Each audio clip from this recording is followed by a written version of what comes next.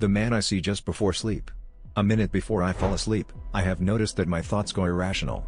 I'd grown to welcome that irrationality, as it almost always is the harbinger of a good night's sleep. How am I going to pay that bill?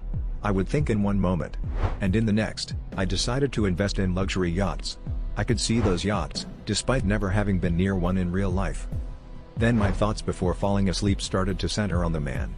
The man in my kitchen. In one moment I would be thinking about my money situation.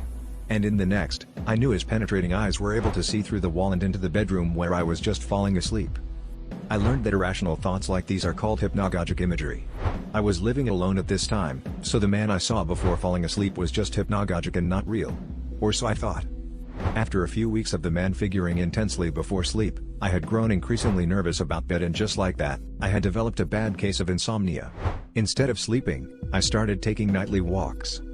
One night, as I was walking back home, a figure passed me by. I was quickly convinced it was the hypnagogic man. Maybe it was my lack of sleep, but I uncharacteristically decided to follow him and find out his destination. We walked for 20 minutes, left the part of the city I knew and entered one that I didn't recognize. At this point I started to notice how irrational my thoughts were getting, as if I was about to fall asleep. I saw a building in front of which the man had stopped and immediately thought that's where I live, despite never having seen the house before. Certainties popped up in my head, though I'd never had them before. I suddenly knew that a terrible man who dealt in expensive yachts had recently moved into the building, and that in a way that made eminent sense in the moment, we had become entangled in the dream world. I knew that he had my thoughts before sleeping, just as I had his.